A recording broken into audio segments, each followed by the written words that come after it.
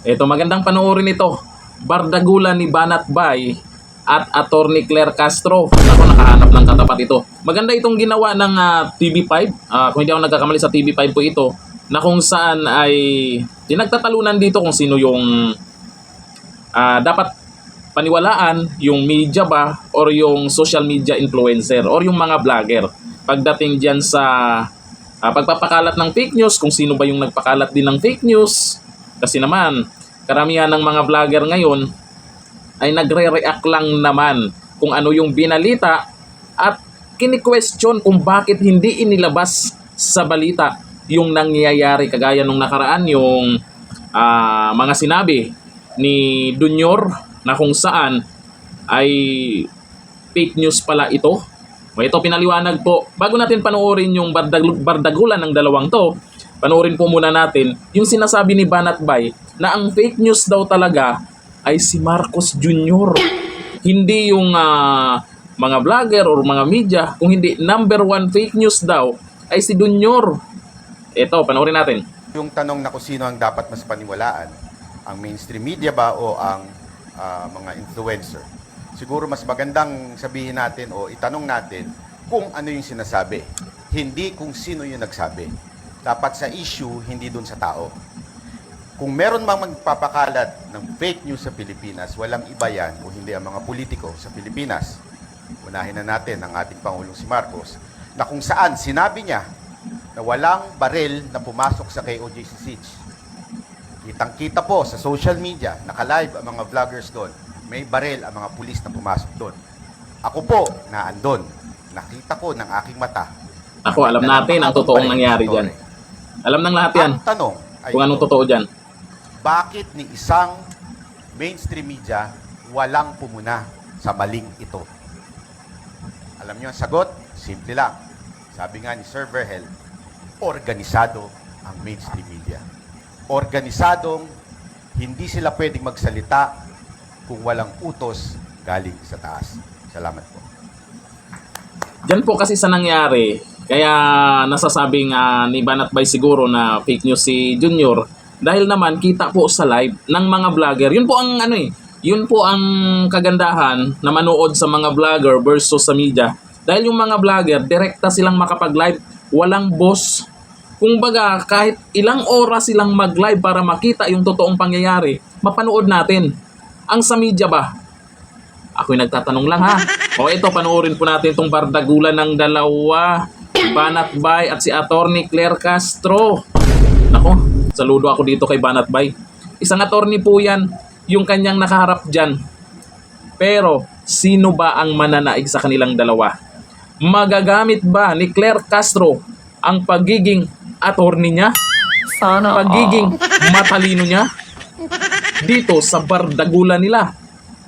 Panoorin natin. So when you said na walang utos galing sa taas, okay, paano mo? O, Ayan na, si Atty. Claire na hindi ang naman ginawa Claire. mo to verify this? Meron ko bang pinatutungkalan? Network ba ito? Mainstream ba ito? At ano ang ginawa mong paraan para ma-verify ito para yung sinasabi mong walang utos galing sa taas ay masabi mo sa taong bayan na totoo? Kailangan natin tingnan ng mga pangyayari. Una sa lahat, napaka-obvious. Obvious sa social media, lumabas, kung ito yung pinatutukuyan nyo ma'am, na may baril po ang mga pulis. Yan po. Excuse me po, I would like to cut Mr. Byron. Apa. My only question is, ano ang ginawa mo to verify na walang galing na utos o walang utos na galing sa taas? We don't have to mention the event. I just want to know, ano yung ginawa mo para malaman mo kung may katotohanan na walang utos sa taas? Did you ever communicate with the owners or kung sino man yung taas na sinasabi mo? Ma'am, pinapaliwanan ko nga po, bago po ako naputol, pinapaliwanan ko na mga yung circumstances, sa tingin ko, opinion ko, ay organisadong hindi po pinalabas sa mainstream media yung reaksyon na sandali, may mali ata doon sa sinabi ng ating Pangulo. So it's only your opinion. So you do not have any proof to prove na walang utos galing sa taas kasi yun yung sinabi mo and you're making it factual. So as of the moment, it's just your opinion, correct? Ma'am, wala po ako sinabi na factual. Paulit-ulit ko po sinasabi na it is my opinion. Claire, paulit-ulit ka naman kasi. Paulit-ulit na lang pinaliwanag sa'yo. Hirap mo kausap, Auntie Claire. Si Banat Bay, clear na clear ang sinabi niya. Pero sa'yo, hindi pa rin clear. Naintindihan mo ba? Opinion nga eh. Ang mga vlogger may karapatang magbigay ng opinion kung anong nakikita nila sa mga balita. At kung yung sinasabi kasi dito ni Banat Bay, bakit hindi inilabas sa media yung ibang balita na dapat nating malaman? Lalo na po dyan, doon sa usapin po na sinabi po ni Junior na walang dalang bangbang yung mga walang dalang baril yung mga pulis dyan sa KOGC. Tapos kitang-kita naman sa live video ng mga vlogger na meron, kahit si Tory may dala na mahabang baril. Yun pa lang kasi, yun ang question ngayon dyan. Bakit hindi binalita? Bakit parang mga vlogger lang ang nagpatunay doon na hindi totoo ang sinabi ni Junior? Alam naman ng lahat na yan. Kasi live video, alam nga naman i-edit yun, nilagay doon sa likod ni Tory na may baril o wala. Eh yung Pangulo po kasi nagsabi ng ganon, na wala daw, wala. Yun ngayon ang question.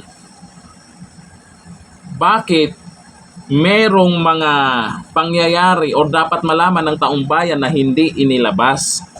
Yun yung ibig sabihin ni Banat Bay. Baka meron pang idaan pa kay ganito sa taas. Pag sinabi sa taas na wag ilabas, walang magagawa. Kasi ganito po yan. Ang mga reporter, may mga boss naman kasi talaga yan. Kung saan sila nagtatrabaho, may nagpapasahod sa kanila. Hindi po ewan ko lang hindi naman siguro na basta-basta na lang sila magre-report nang hindi alam ng boss nila. Ang mga vlogger, anytime, live man yan, pwede nilang ilabas agad na hindi pa idaan kung kani-kanino man. Hindi pa kailangang maghintay ng approval or sasabihin, walang pipigil, walang makakapigil kasi. Yun po yung kaibahan kasi. Malaking kaibahan sa mga vlogger versus sa media.